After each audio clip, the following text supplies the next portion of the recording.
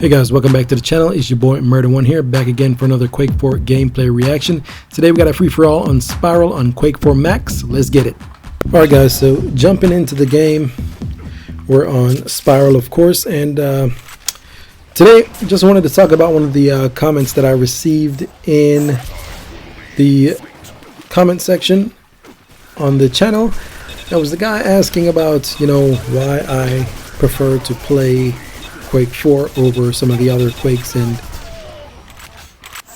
this is a question that I've received multiple times, and also you've heard me talk about this on the channel a lot if you've been following the channel for a while.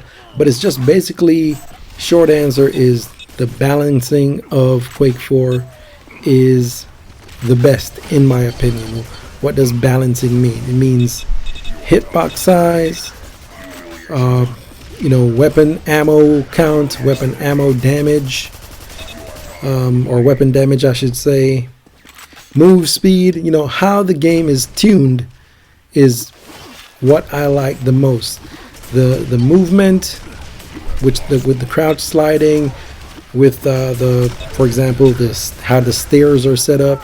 It has like a regular Quake 3 style stair in the middle, as you can see there, and then on the sides those are smooth surfaces that act like ramps. So for example, if somebody's holding a choke point at the top of a Quake 4 stairway, I have options as to how I want to get up the stairs.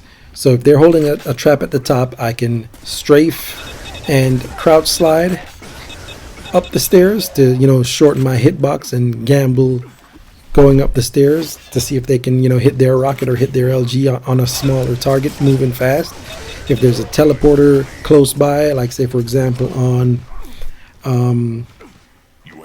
Frantic or one of these other maps, or Monsoon, you can do a teleporter boost jump.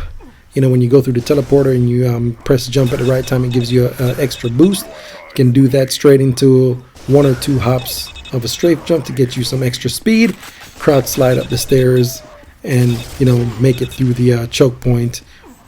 And if the person is an elite aimer, they'll probably hit you. If they're an average to good aimer, chances are they're going to miss a rocket here or there, and you can work your way up the stairs. That's accurate balancing, as opposed to a game like Quake Live where there's really no other option other than not going up the stairs, or you're going to get hit because the hitbox is so fat and there's no real it's just limited, if you understand what I'm saying.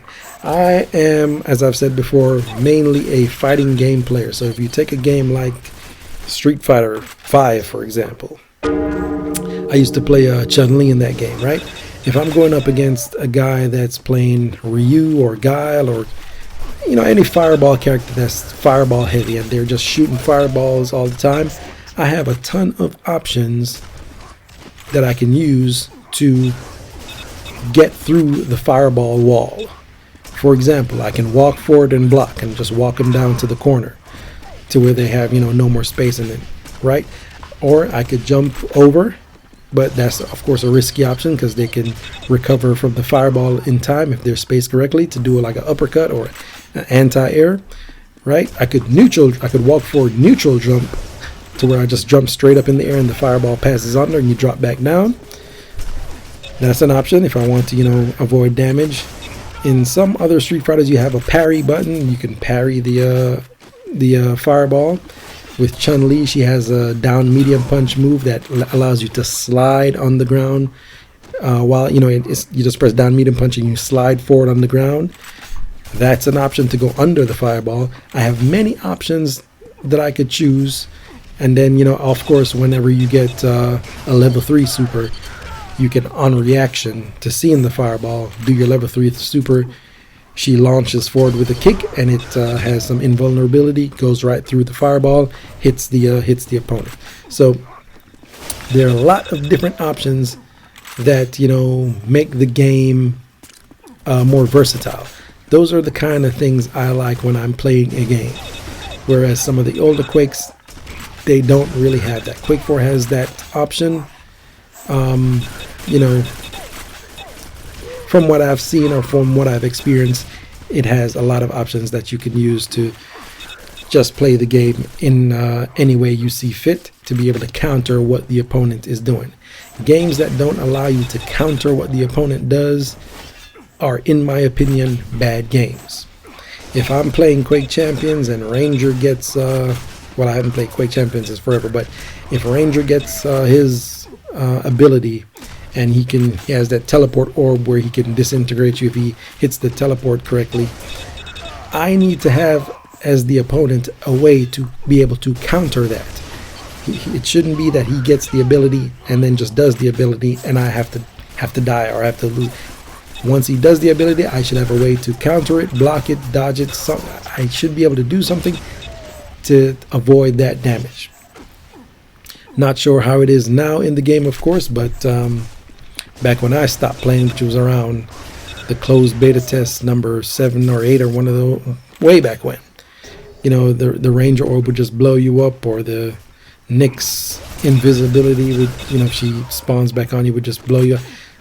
Things like that are just, you know, low effort balancing that, you know, I don't particularly enjoy, because it's just, you know, it's brain dead. There's no back and forth. So like I said, the example I gave with the Quake 4, of course, is when the opponent held a trap up top. You have many options to go up the stairs. You could circle jump into the middle of the stairs and you'll get like a Quake 3 level or Quake 3 style result as far as how the stair operates. You could circle jump into the side of the stairs that acts as a ramp, and it'll boost you up higher and a little bit faster than normal. You could crouch slide up the stairs to shorten your hitbox.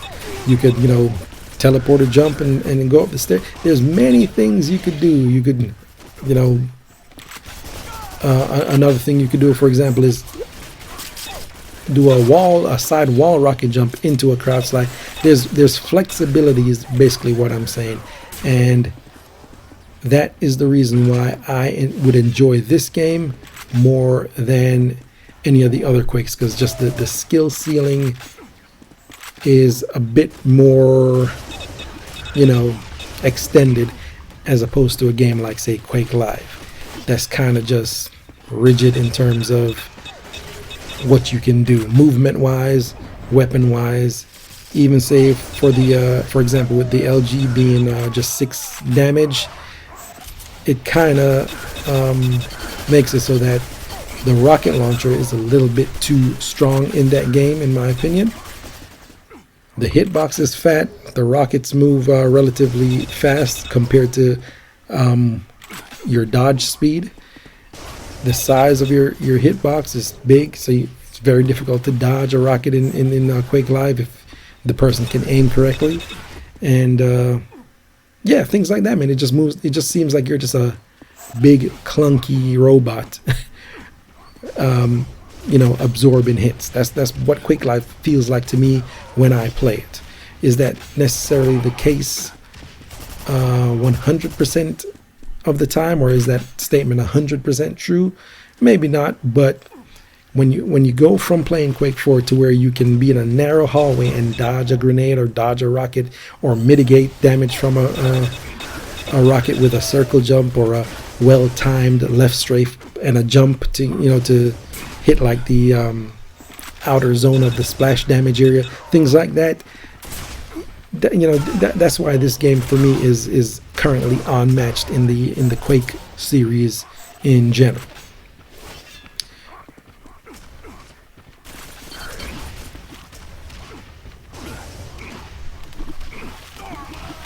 So hopefully that, you know, answered the question. Sorry, I was watching the game for a little bit there. Hopefully that answered the question. It's, you know, there's a million more things I could go into, but that's just one small example. The entire balance, you know, the short answer, as I said at the beginning of the video, is that the overall balance of the game is more favorable to the things I enjoy when I play a competitive 1v1 game. There must be flexibility in the movement. There must be accurate or well balanced gameplay in terms of offense and defense. There shouldn't be no situation that is absolute. If the opponent does something, I should have a means of countering it. And if the game does not have that feature, to me, it's a bad game. So a lot of people, for example, this is how a lot of old school fighting games were balanced back in the day, which is why a lot of people who played older fighting games aren't really fans of the newer fighting games like Street Fighter 6, Street Fighter 5, etc. But yeah, that was it, man. Hope you guys enjoyed this video. We won this one 49-33. Big shout outs to everyone in this one. I'll catch you guys next time, man. Like and subscribe to the video and to the channel, and share the video with your friends. I'll catch you in the next one. Peace.